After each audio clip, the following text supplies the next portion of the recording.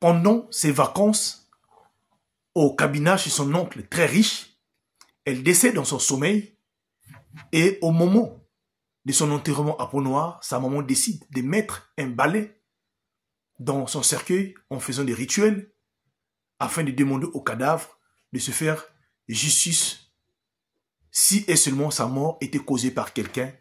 Histoire mystique, deuxième partie et fin la team HPH.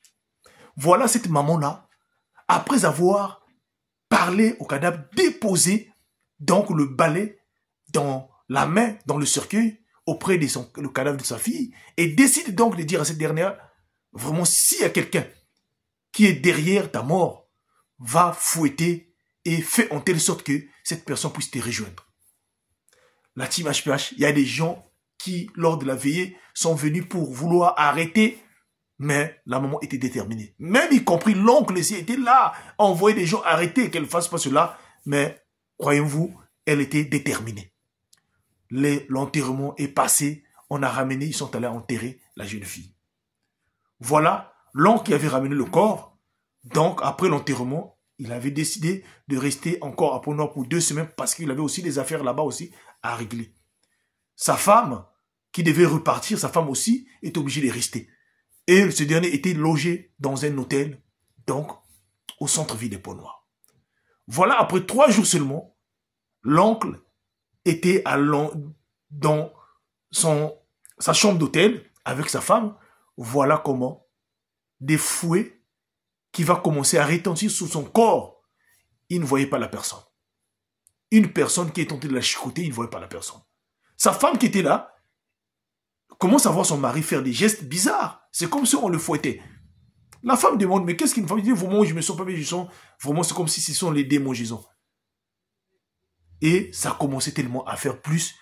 La femme dit, mais ça, ce ne sont pas les démons, Jésus. C'est comme si quelqu'un est en train de te fouetter ou comment?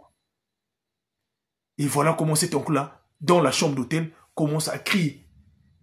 Commence à crier, crier jusqu'au point de quitter la chambre et de sortir jusqu'à l'accueil.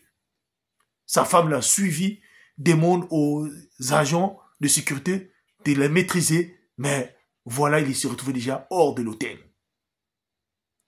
On a tenté de le retenir jusqu'à ce qu'on l'a ramené à l'hôtel. Après, ça s'est calmé. La nuit, ça a repris encore. Au départ, il ne voulait pas expliquer à une personne. Voilà comment la femme de cet oncle qui avait assisté au funérailles et qui avait vu cette action-là que la maman faisait là, la maman de cette dernière-là. Donc la femme s'est dit, certainement, donc son mari était au courant de ce qui s'est passé. Donc son mari qui a précipité cette jeune fille-là. Voilà comment elle commence à poser la question à son mari dans l'hôtel-là de dire la vérité avant qu'il soit trop tard. Et effectivement, ces premières heures-là, il refuse de parler, de dire la vérité quand ils étaient à 2.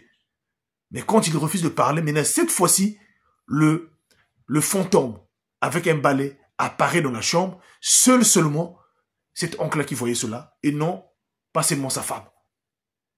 Le fantôme de la jeune fille merveille a commencé à fouetter la team HPH. Jusqu'à ce que il n'en pouvait pas. Il décide donc d'aller voir sa sœur, qui est la maman de la défunte merveille, et de confesser, de dire la vérité.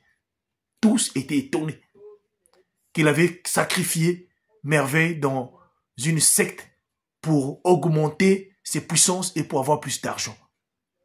Sauf que l'oncle et sa femme ont écourté le voyage suite à cela pour rentrer rapidement au cabinet.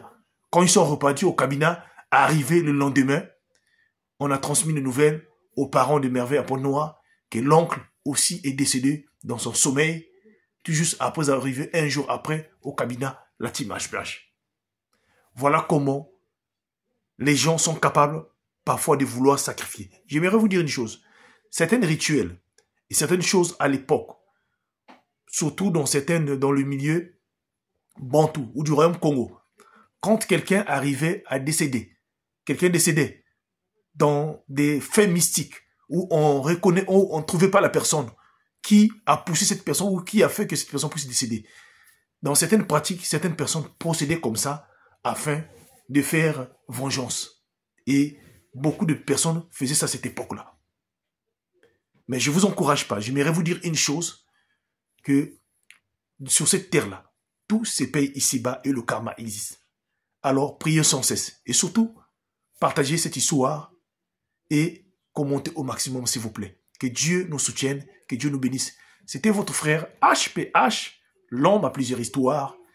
Si vous avez une histoire à relater, ne manquez pas de m'écrire et surtout, alors, écrivez-moi. Merci beaucoup.